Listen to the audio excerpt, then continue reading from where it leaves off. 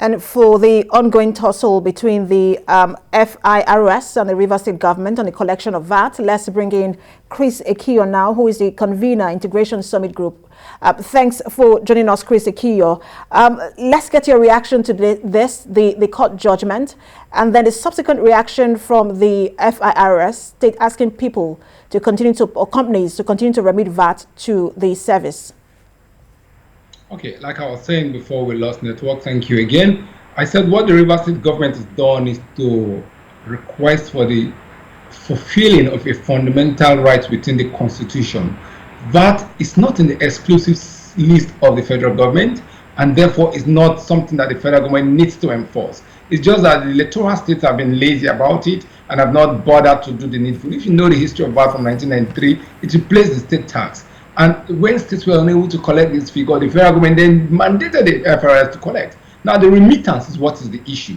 And the Rivers State has gone to court, and the court has ruled, and therefore citizens who know that we're in a democracy will follow the rule of law. So anybody who respects the court's rulings and pay to the Rivers State has not fallen foul of any law. The FIRS has only one option: to appeal the ruling and get it reversed. And once that happens, money is collected by the Rivers State government, then the FIRS can pursue the Rivers State government to refund such funds. However, I think that what is happening now is the right thing to do. I've always told everybody who cares to listen that until we restructure and allow states to earn and pay to the center, fiscal federalism will not really occur. So there is no tussle anywhere. What they have gotten is a ruling, and it's enforceable, and that's exactly what they're doing.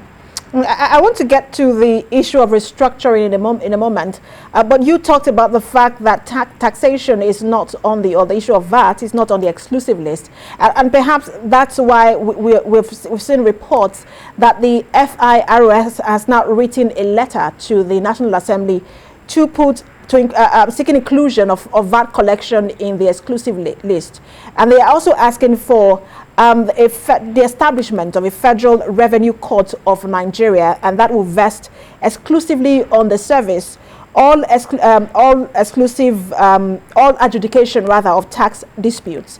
How do you also react to this for the exclusive list and the establishment of Federal Revenue Court of Nigeria? Okay, so what the FIRS is doing is called an ambush. The Rivers State case was in the court since 2020. Then they run to court this year with a letter. They didn't even file in with a letter requesting the court to the National Assembly this year through the Deputy Speaker or the Deputy Senate President, as it were, to now say, please do this for us to empower us. If that's what it wanted to do, it will be pursuing it through legitimate democratic process, and of course it will still hit the rock, because the states would also fight back and say this is not possible. Now what they are trying to do is to use influence of national government to corrupt the National Assembly to do what is not. VAT was hitherto not provided for because it was not supposed to be there. It's a consumption tax. It's not a tax. Take a classical example of all the positions that the Rivers State governor has posited, which are facts. Why should Rivers State award a contract and then the federal government takes the VAT and then share it to other states when those other states are not awarding contracts? Why should consumption tax in a particular state, for instance, now be spent in another state? Listen, unless we do fiscal federalism and states begin to produce, let me tell you, one of the richest states in Nigeria would have been Zamfara State, if not for the laziness of everybody going to Abuja to pick up money. All those gold lying there are resources that the state can take. Kano is also a mega state where if they drive their VAT processes on consumption tax, they make so much money with all this population that they turn out in elections. So what Wike has done, it's not authorized. It's something that state governments should pursue. This is what they call true federalism, where you generate... Let's talk about that true federalism, because we've seen that there's been call for restructuring over and over again in this country, but just recently we've seen the Southwest governors creating the security network Amoteco, which now almost serves as the state policing. But we've also seen that happening in the Southeast, and now we're seeing this this VAT issue with the FIRS and the Rivers State government. We understand that Lagos is also pushing now, has now also passed a bill which has now passed second reading, the VAT bill. Are we inching towards restructuring and true federalism in the country now?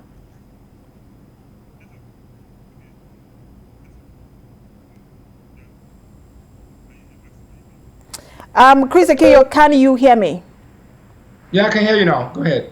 All right, so I was asking you about the fact that if you think we're now inching towards true federalism with the creation of the security networks in the Southwest, Lagos State has also now pushed the VAT bill through second reading. All right, we seem to be having network challenges there with Chris Ekiyor. But thank you so much for bringing us your analysis on that.